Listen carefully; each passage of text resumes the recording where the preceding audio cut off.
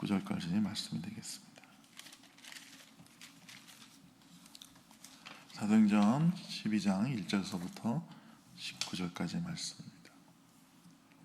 다 같이 읽겠습니다. 그때 헤롯 왕이 손을 들어 교회 중에서 몇 사람을 해하려 하여 요한의 형제 야고보를 칼로 죽이니 유대인들이 이 일을 기뻐하는 것을 보고 베드로도 잡으려 할세. 때는 무교절 기간이라. 잡음에 옥에 가두어 군인 넷씩인 네 패에 맡겨 지키고 유월절 후에 백성 앞에 끌어내고자 하더라. 이에 베드로는 옥에 갇혔고 교회는 그를 위하여 간절히 하나님께 기도하더라. 헤롯이 잡아내려고 하는 그 전날 밤에 베드로가 두 군인 틈에서 두 쇠사슬에 매어 누워 자는데 파수꾼들이 문 밖에서 옥을 지키더니 호련히 주의 사자가 나타나매 옥중에 강채가 빛나며 또 베드로의 옆구리를 쳐 깨어 이르되 급히 일어나라 하니 쇠사슬이 그 손에서 벗어지더라. 천사가 이르되 띠를 띠고 신을 신으라 하거늘 베드로가 그대로 하니 천사가 또 이르되 겉옷을 입고 따라오라 한대. 나와서 따라갈새 천사가 하는 것이 생시인 줄 알지 못하고 환상을 보는가 아니라. 이에 첫째와 둘째 파수를 지나 시내를 통한 세문에 이르니 문이 저절로 열려는지라. 나와서 한 걸을 지나매 천사가 곧 떠나더라.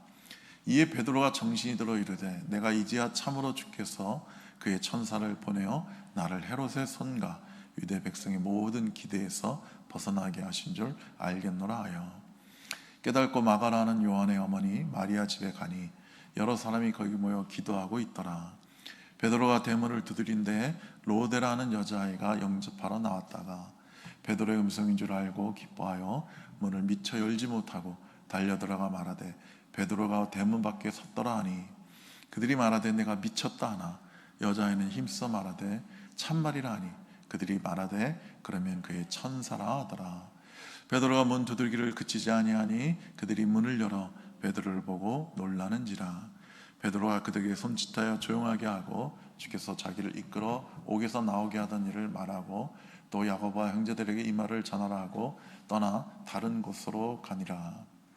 날이 새매 군인들은 베드로가 어떻게 되었는지 알지 못하여 적지 않게 소동하니 헤롯이 그를 찾아도 보지 못하매 파수꾼들은 신문하고 죽이라 명하니라.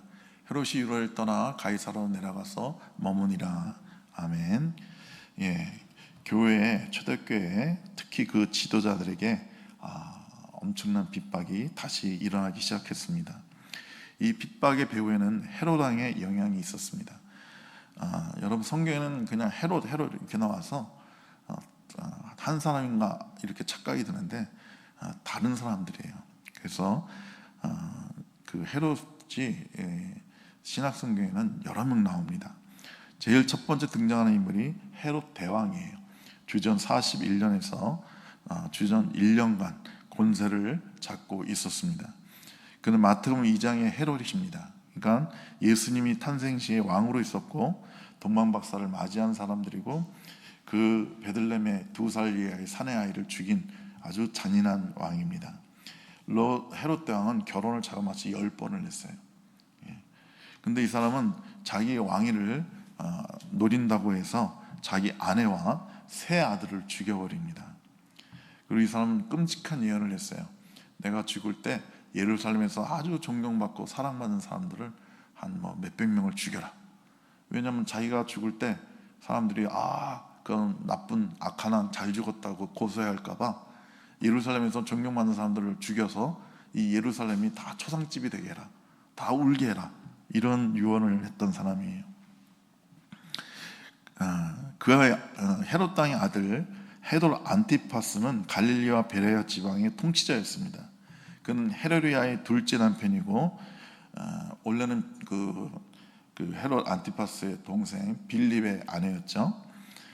세례 요한의 죽음에 찬송하고 목을 벤 사람이 헤롯 땅의 아들 헤롯 안티파스입니다.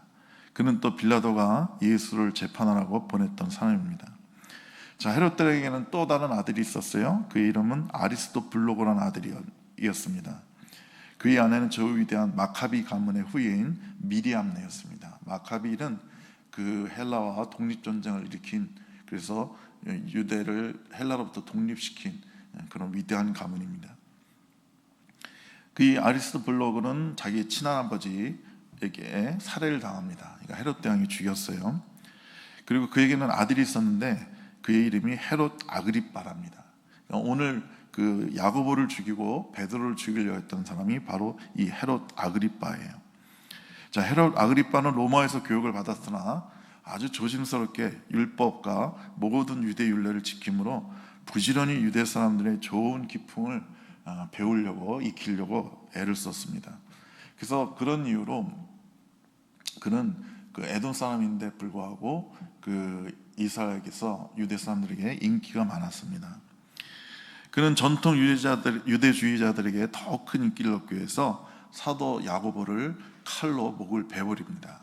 그러니까 야고보는 12사도 중에 최초로 순교를 당한 사람이 되어버립니다.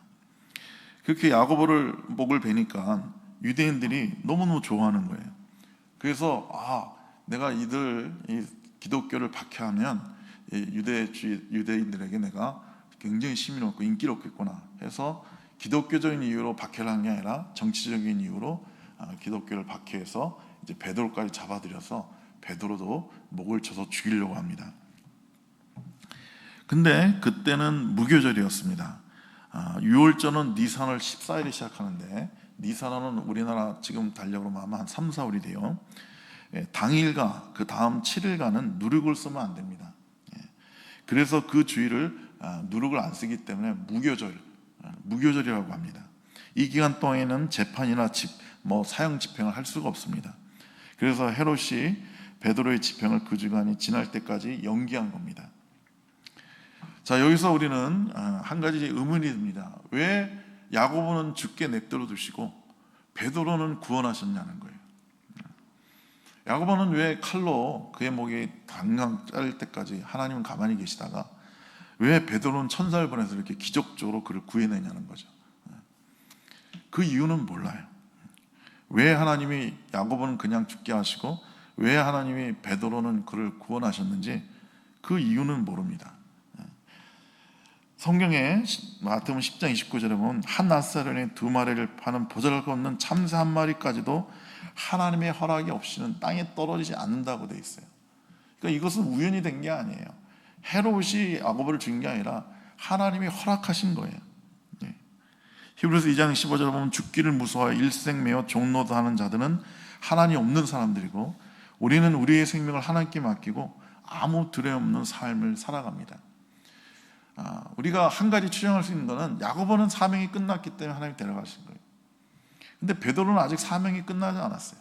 그는 좀 더 복음을 전하야만 됐고 그리고 로마에서 복음을 전하고 거기서 죽게 하는 것이 하나님의 뜻이었어요.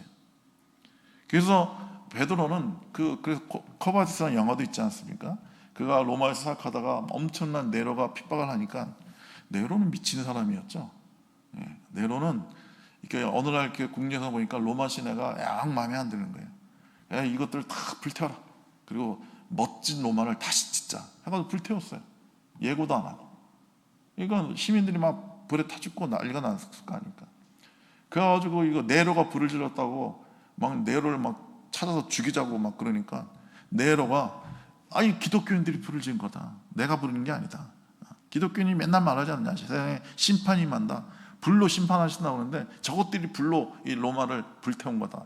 해가지고 또 수많은 사람이 기독교인들이 죽게 되었죠. 그래서 이렇게 베드로는 사명이 아직 남았기 때문에 좀 더 산 거예요. 근데 결국 베드로도 비참하게 순교했죠.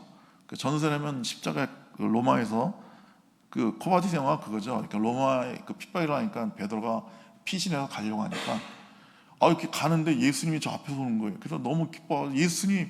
그런데 지나쳐 가는 거예요. 그래서 베드로가 예수님 어디 가시나 하니까 나는 코바디스가 아도도미네 주여 어디 가시나 하니까 그 얘기예요.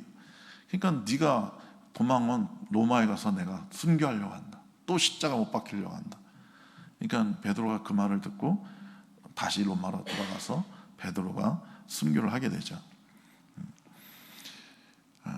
그러니까 여러분과 저는 그걸 믿어야 돼요. 내가 언제 죽을지는 모르지만 분명한 것은 내 사명이 끝나기 전까지는 안 죽는다. 이걸 믿어야 되는 거예요. 그래서 내가 하나님께서 내게 주신 사명, 내게 하라고 하신 일을 완수하기 전까지는 어떠한 것도 나는 안 죽는다. 이걸 굳건히 믿어야 되는 거예요. 자, 오늘 본문에 보니까 이렇게 야고보도 며칠 전에 목이 잘려 죽었는데 스지자인 베드로도 잡혀가서 이제 목이 잘려 죽게 생겼어요. 그래서 온 교회가 모여서 간절히 기도했다고 오늘 성경은 말하고 있습니다. 여러분, 교회에서 할 수 있는 가장 위대한 일은 기도하는 일이에요. 정부가 교회를 핍박하고 복음 전달을 핍박한다고 해서 교회가 모여가지고 데모하는 거 아니에요. 교회가 핍박한다고 막 데모하고 그런 일이 역사적으로 보면 많이 있는데, 그 해방신학하는 그 남미에서는 그 정부와 대항하기 위해서 그 총을 들고 막 데모를 하고 막 그랬죠. 폭력을 썼어요. 교회에서. 여러분, 그건 아주 비성서적입니다. 교회는 행동적으로 나오면 이미 교회가 아니고 교회를 빙자하는 또 하나의 세상 나라입니다. 자, 예수님을 사람들이 붙잡으러 사람이 오니까 베드로가 칼을 빼서 그 제사장의 종 말고의 귀를 쳐서 떨어뜨리죠. 그러니까 예수님이 마태복음 26장 51절에 내 검을 도로 집에 꽂으라. 검을 가진 자는 검으로 망하니라 했어요. 그러니까 폭력을 행하지 말라는 거예요. 자, 이 모습을 우리 마틴 루터 킹도 배워서 비폭력 저항 운동을 했고, 인도의 간디도 바로 이 성경을 보고 예수님의 모습을 보고 비폭력 평화 독립 운동을 한 것입니다. 그래서 성공했죠. 그전에는 폭력을 하려고 했는데 그건 다 실패했어요. 근데 비폭력으로 하니까 성공했단 말이죠. 여러분, 세상 나라는 주님을 향하여 교회를 향하여 칼을 뺄지 몰라도 교회는 기도의 손을 들 뿐입니다. 걷다가 같이 칼 들고 막 싸우면 안 되는 거예요. 여러분, 기도만 하고 있으면 무능해 보이지만 실상은 그렇지 않습니다. 만일 주의 제자들이 무력으로 베드로를 빼내려고 했다면 거의 불가능했을 거고, 또 만약에 성공한다 할지라도 많은 사람이 피를 흘렸어야 됐을 거예요. 여러분, 하나님이 야고보를 죽이고 베드로까지 죽이려고 하는 그 헤롯 아그리빠를 어떻게 죽이셨습니까? 우리가 다음 주에 보겠는데 벌레 한 마리로 죽였어요. 춤을 먹여 죽였습니다. 헤롯을 죽이는 데는 많은 군대가 필요 없었어요. 많은 칼이 필요 없었어요. 그래서 한 마리의 벌레면 좋겠던 거예요.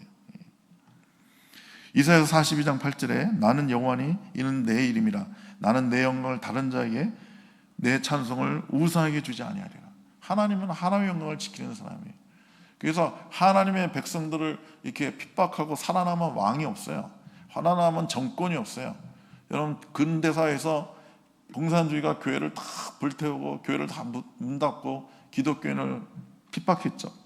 그러니까 한 세기도 안 지나서 공산주의가 사라지잖아요. 지금 유일한 세계의 공산주의는 북한이에요. 북한이 얼마나 기독교를 핍박합니까? 그러니까 북한도 얼마 안 남았어요. 그리고 북한은 비참하지 않습니까? 세계에서 가장 가난한 나라 중에 하나고 가장 인권이 탄압받는 나라 아닙니까? 여러분, 그 교회가 합심기도 했어요. 중보기도 했어요. 거기에 놀라운 능력이 나타나는 것입니다. 여러분, 성경 오늘 본문에 보니까 베드로는 기도 안 했죠. 베드로는 쿨쿨 잠만 잤어요. 근데 베드로를 위해서 그 중보기도하는 팀이 있으니까 교회가 온 사람들이 모여서 온 힘을 다해서 기도하니까 베드로에게 놀라운 기적이 일어나고 베드로가 살아남게 됐다는 거예요. 여러분, 그렇다면 우리 가정, 우리 사업, 개인의 문제를 가지고 내가 속한 그 우리 교회에 나와서 우리 교회 그 공동체에 나와서 기도 제목을 넣고 합심 기도를 해야 됩니다. 여러분, 새벽 기도에 따라 예배 때 목사가 기도하면 온 교회가 기도하는 거예요. 어떤 사람은 성숙한 사람에게 혼자 기도할 수 있다고 하는데 아주 교만한 사람이에요. 나는 내 문제는 뭐 남한테 얘기해서 기도할 필요 없어. 나는 뭐냐, 내가 혼자 기도하면 돼. 이런 생각하면 무지 교만한 거예요. 그리고 그런 사람은 문제가 없는 사람이에요. 문제가 생기면 어떤 사람도 같이 와서 부탁하게 돼 있어요. 만일 베드로가 옥에 갇혀있고 감옥에 갇혀있고 뒤에서 기도해주는 사람이 전혀 없었다면 어떻게 됐겠어요? 여러분, 누구든지 자기 뒤에서 나를 위해 기도해줄 사람이 있는지 없는지 한번 생각해 봐야 되는 거예요. 여러분이 여러분을 위해서 기도해주는 사람이 많다면 그 사람은 정말 복된 사람이에요. 그래서 여러분을 위해서 기도해줄 사람이 있는 그 구역이 있는지, 교회가 있는지, 그룹이 있는지, 친구가 있는지 살펴봐야 돼요. 그리고 여러분 자신이 다른 사람을 위해서 열심히 기도해야 되는 거예요. 여러분, 기도 중에 중보기도가 가장 하나님께서 응답하시는 기도 중에 하나예요. 여러분, 우리가 중보기도를 열심히 해야 되는데 중보기도를 하나님이 왜 응답을 잘해주시냐? 여러분, 내가 남을 위해서 기도할 때는요 절대로 욕심으로 기도할 수 없거든요. 하나님께서 성경에 말씀하셨죠. 너희가 기도를 많이 해도 왜 응답을 못 받느냐? 욕심으로 기도하니까 그렇다. 정욕에 쓰려고 기도하니까 그렇다. 여러분, 하나님은 우리의 필요를 채워주시는 분이지 우리의 욕망을 채워주시는 분이 아니에요. 욕망으로 기도하면 응답되지 않아요. 그런 기도는 응답되면 큰일 나는 거예요. 근데 중보기도는요 절대로 욕망으로 기도할 수가 없어요. 여러분, 내가 다른 사람을 위해서 그 사람 이번에 꼭 병이 나야 되는데, 그 사람 이번에 꼭 대학에 합격해야 되는데, 그 사람 이번에 꼭 사업에 성공해야 되는데, 성공해야 되는데, 막 이렇게 엄청나게 막 욕망을 피워가면서까지 남을 위해서 기도할 수 있는 위대한 성자는 아무도 없어요. 그냥 기도하는 거죠. 하나님, 그분이 저한테 부탁하기를 이번에 사업에 꼭 성공해달라고 부탁했는데 하나님 도와주세요. 그분이 암에 걸렸다고 기도해달라는데 하나님 그 암병을 치유해서 하고, 뭐 그냥 기도하는 거에 되지, 기도하는 거지 뭐 욕심으로 기도할 수가 없어요.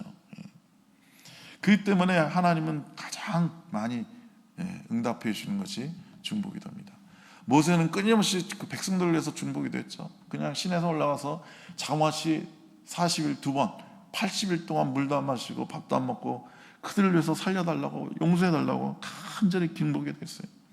하나님은 모세의 기도를 들어서 이스라엘 백성들을 죄를 용서하시고 끊임없이 하나님을 거역하고 끊임없이 불평하고 원망하는데도 그 모세의 중보기도 때문에 그들을 멸하지 않고 살려주잖아요.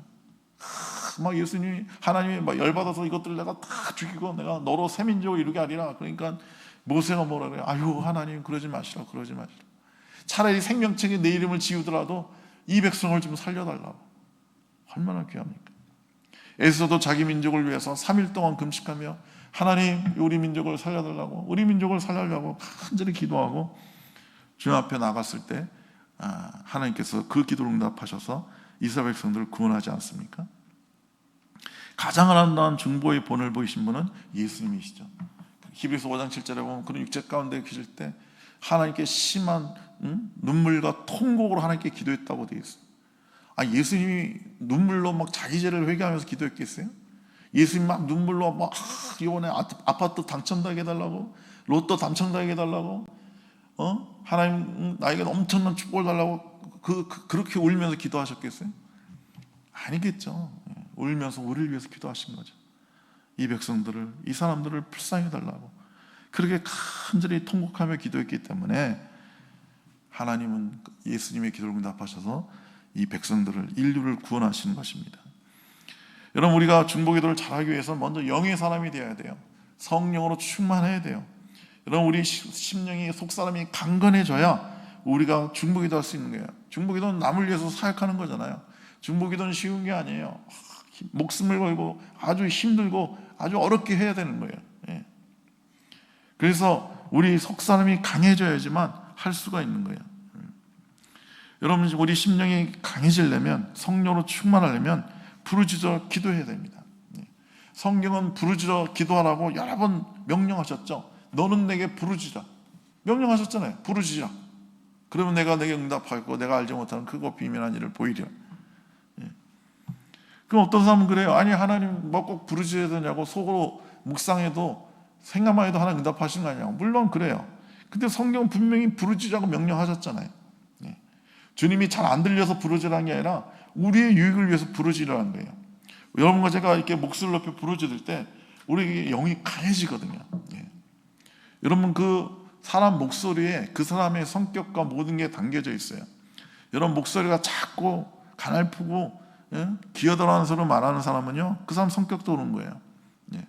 근데 여러분, 깡패나 뭐 기도원 원장이나 이런 강력한 사람들 목소리 들어보세요. 얼마나 목소리가 굵고 힘이 있어요. 그러니까 여러분과 제가 이렇게 부르짖어서 우리의 목소리가 강하고 굵어져야 돼요. 그럼 우리의 심령도 이렇게 강해지는 거예요. 또 심령이 강하기 때문에 굵고 큰 소리가 나오는 거예요. 여러분, 소리에 구원이 있는 겁니다. 로마서 10장 9절 10절에 누구든지 예수를 입으로 시인하고 마음에 믿어 마음으로 믿어 의에 이르고 입으로 시인하여 구원에 이른다고 그랬어요. 여러분, 우리가 마음으로만 믿으면 의에 이뤄요. 구원은 못 받아요. 입으로 시인할 때 예수님은 나의 구주십니다, 예수님께서 나를 위해서 십자가 박혀 죽으시고 3일 만에 부활하셨습니다라고 고백해야지만, 시인을 해야지만 구원을 받는다고 로마서 10장 9절 10절에 말하고 있어요. 그러니까 소리의 구원이 있는 거예요. 여러분, 이스라엘 백성들이 여리고성을 1박 갖기 돌고 마지막 날 7번째 돌고 나서 큰 소리로 외치니까 뭐라고 외쳤겠어요? 큰 성아 여호와 앞에서 무너질지어다 라고 외치니까 그 거대한 성이 무너지잖아요. 무너지잖아요. 원래 여러분 소리에는 파워가 있어요. 여러분, 이 스피커 이거 한 1만 킬로짜리 어마어마한 집채만한 스피커에다가 이빠이 소리를 크게 틀어봐야 여러분 사람 앞에 있으면 그 사람이 날아간단 말이죠. 이 진동에 의해서. 원래 소리는 진동이 있잖아요.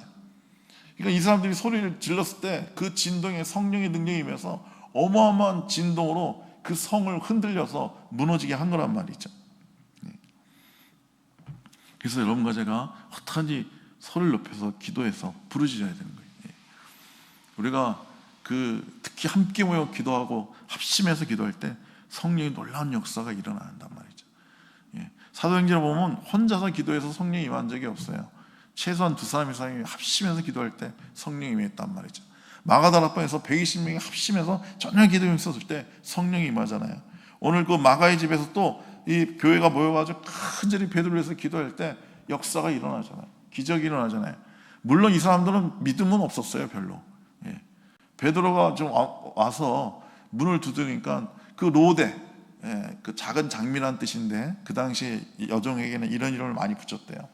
걔가 누가 문을 두드리니까 문 열러 나가서 보니까 누구세요? 그랬을 거 아니에요. 그게 나 베드로다. 그러니까 베드로 목소리를 얘가 아는 거예요. 지금 베드로 구원해달라고 막 기도하고 있는데 베드로가 왔어요. 너무 기뻐가지고 문 열는 걸 까먹고 가가지고 여러분 교회요, 우리가 베드로를 위해서 기도했는데 하나님이 베드로를 보내주셨어요 하고 외친 거예요. 그게 오늘 성경에 뭐라고 그래요? 미쳤다고 그러잖아요. 사람들이 열심히 베드로 구해주세요 그랬는데 베드로가 오니까 안 믿고 미쳤다고 그랬어요. 이게 사람들이 이만큼 부족한 거예요. 이 정도 믿음이 없는데도 그래도 간절히 기도하니까 하나님 응답해 주셔서 베드로를 보내주신 거예요. 근데 여기서 로데라는 애가 가서 문 열고 데려온다는데 얘도 마음이 답답한지 그 자리에 아니라고 진짜 베드로가 왔다고 하니까 사람들이 뭐라고 그래요? 오늘 본문에서 좀 이해 안 되는 말을 하죠. 그럼 그의 천사가 왔나 보다. 그러니까 유대 사람들은 그 사람마다 지키는 수호 천사가 있다고 믿었어요. 그래서 그 천사가 왔나 보다 이렇게 그냥 합리화를 시켜버렸어요.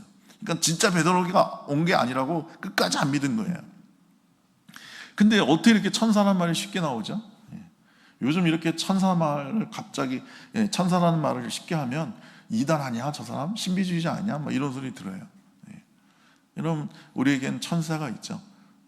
여러분과 제가 그 천사를 잘 부려야 돼요. 우린 천사보다 지위가 높은 거예요. 여러분, 세상에는 세 종류가 있어요. 천사가 있죠. 천사는 육이 없고 영만 있는 존재예요. 영적인 존재예요. 그래서 하늘의 일꾼이에요. 그 다음에 짐승들이 있죠. 짐승들은요, 육만 있고 영이 없어요. 어떤 분은 저한테 우리 집 강아지가 죽으면 천국 가느냐 지옥 가느냐 물어보는데, 짐승은 죽으면 그만이에요. 영이 없기 때문에 천국 지옥 이런 데 안 가요. 그냥 각혼이라고 해서 죽으면 그냥 끝나는 거예요. 그래서 짐승은, 동물들은 영이 없고 육체만 있기 때문에 이 땅의 일꾼들이에요. 우리가 소나 이런 거 다 말 타고 다니고 서로 닭 깔고 그러잖아요. 근데 사람은요, 아주 독특하게 영과 육이 함께 있어요. 사람이 흙으로 사람을 짓고 그 궤에 성령을 집어넣으셨잖아요. 우리는 아주 독특한 존재예요. 그래서 우리는 아무리 타락을 해도 짐승처럼 될 수는 없어요. 왜냐하면 우리 안에 영이 있으니까. 또 우리가 아무리 거룩해도 천사처럼 될 수는 없어요. 왜냐하면 우리는 육이 있으니까. 근데 우리는 이 영과 육으로 지음받은 존재이기 때문에 하늘의 천사도 땅의 짐승도 같이 다스릴 권세가 있는 거예요. 그래서 여러분이 그 천군 천사를 좀 다스릴 수 있는 그런 권세를 좀 쓰셔야 되는 거예요. 그래서 여러분과 제가 이 천사에 대해서도 우리가 잘 알아야 됩니다. 오늘 본문에 보니까 이들이 간절히 기도했을 때 놀라운 역사가 일어났죠. 근데 제가 볼 땐 가장 큰 역사가 뭐냐? 그 베드로가 잠을 잔 거라고 저는 믿어요. 여러분 생각해 보세요. 내일이면 이제 목이 잘려요. 근데 내일 목이 잘리는데 그 전날 밤 잠이 오겠어요? 잠이 안 오죠. 정말 너무 두렵고 떨리고 막 오만 가지 생각이 다 나겠죠. 우리나라는 1997년 이후로 사형 집행을 안 해요. 그래서 우리가 법으로는 사형제가 있지만 실질적으로는 사형 폐지 국가예요. 왜냐하면 지난 30년 동안 한 건도 사형을 집행한 적이 없으니까. 근데 사형을 집행했을 때 그 간수들의 이야기를 제가 들어보니까요, 그 사형장에 끌려가면서 제정신으로 걸어가는 사람 아무도 없대요. 다 기절하고, 다 뭐 똥오줌 지르고, 다들 벌벌 떤대요. 아무리 뭐 조폭 대장이라 할지라도 그 사형장에 끌려가는 사람 중에 맨정신으로 담담하게 걸어가는 사람은 한 명도 못 봤다는 거예요. 그러니까 사람이 죽음을 앞두고는 다 그렇게 두려워 떨게 되는데 베드로는 잠을 잤어요. 오늘 재미있는 거는요, 그가 그를 발로 쳐서 깨우자 천사들이 얼른 일어나라고. 우리 본문에 보니까 그렇게 되잖아요. 그 옆구리를 쳐 깨워 이르되. 그러니까 제가 볼 때는 처음부터 쳤겠어요. 치면 기분 나쁘잖아. 그러니까 내가 볼 때는 말로 했겠죠. 베드로야 일어나라. 베드로야 일어나라. 그러니까 안 일어난 거야. 얼마나 깊이잖아요. 코 드르륵드르륵 하면서 자니까 뭐 이래? 그러면서 발로 그냥 옆구리를 쳐버린 거죠. 놀라운 평강 아닙니까? 그러니까 교회가 기도하니까 이 베드로 마음속에 그 죽음에 대한 두려움이 하나도 없었던 거예요. 여러분, 제가 기도할 때 이런 놀라운 평강이 많은 겁니다. 어떠한 환난과 어려움 속에도 두려워 떨지 않는 거예요. 우리 예수님만 바라보면 아무리 거친 파도가 일어나도 그 거친 파도를 우리는 딛고 갈 수가 있는 거예요. 여러분, 베드로가 간절히 기도하니까 그 군인들 틈에서 잠을 잤고 쇠사슬로 묶여 있었지만 쇠사슬이 다 풀어졌어요. 그 견고한 옥문이 다 열려졌어요. 여러분, 제가 기도하고 합심기도하고 부르짖으면 우리를 묶고 있는 그 모든 사슬이 풀어지는 거예요. 닫힌 문이 열리는 거예요. 여러분, 우리 심령의 죄와 허물과 악한 습관과 의심과 공격과 거짓과 철학과 욕망과 정욕의 사슬, 교만의 사슬, 음란의 사슬들이 다 풀어지게 되는 거예요. 가난의 사슬들이 풀어지게 되는 거예요. 여러분과 제가 간절히 기도할 때 육신의 사슬, 피곤의 사슬, 상처의 사슬이 전부 다 기도를 통해서 풀어지게 되는 거예요. 여러분과 제가 합심해서 기도할 때, 간절히 중보기도할 때 이런 역사가 있는 거예요. 우리의 사업과 경제적인 문제에 있어서 빛의 사슬, 궁핍의 사슬, 가난의 사슬이 기도로 풀어질 걸 여러분 믿으시기 바랍니다. 그래서 우리 여러분과 기도로 그 모든 사슬이 풀어질 것을 명령하고 천군 천사에게 저 세상에 나가 불의한 재물을 모아다가 내 가정과 내 사업과 내 교회에 채워달라고 우리는 명령해야 되는 거예요. 선포해야 되는 거예요. 그럴 때 우리는 자유하게 되고 풍성한 하나님의 은혜를 누리게 되는 것입니다. 여러분, 베드로가 이렇게 천사의 도움으로 풀려나니까 바로 도망갈 수 있었죠. 근데 베드로는 도망가지 않고 자기를 위해서 기도하는 걸 안 거예요. 그래서 자기를 위해서 기도하는 그 마가 집에 가가지고 내가 너희들의 기도로 말미암아 이렇게 풀어지게 됐다, 나오게 됐다, 그 감사 인사를 전하는 거예요. 그러니까 그리고 나서 그는 피하거나 그리고 딴 데 가서 복음을 전하기 위해서 가이사라로 가는 거죠. 여러분, 우리가 이렇게 인사를 잊으면 안 돼요. 그걸 나를 위해서 해준 그 귀한 그 기도와 그 선행을 잊어버리면 안 돼요. 그걸 당연하다고 생각하면 안 돼요. 우리는 반드시 고맙다고 그래야 되고 인사해야 되는 거예요. 그래서 여러분과 제가 하나님의 충만하고 거룩한 사람이 되면 늘 인사를 잘하는 사람이 되어야 되는 거예요. 항상 고마워합니다, 감사합니다, 이 은혜 잊지 않겠습니다, 이렇게 겸손하게 그 인사를 잘해야 되는 것입니다. 사랑하는 성도 여러분, 오늘 기도를 통해서 위대한 기적이라는 걸 봤습니다. 우리도, 우리 교회도 이런 놀라운 중보기도, 합심기도를 통해서 하나님의 이런 놀라운 기적을 체험하길 간절히 축복합니다. 기도하겠습니다. 좋으신 하나님, 우리가 인생을 살면서 엄청난 핍박이 있고 또 각종 사슬에 매일 때가 있습니다. 그럴 때 우리가 함께 기도하고 부르짖어서 그 모든 사슬이 풀어지고 닫힌 문이 열려질 수 있는 기적을 체험하게 하여 주시옵소서. 예수님의 이름으로 기도드리옵나이다. 아멘.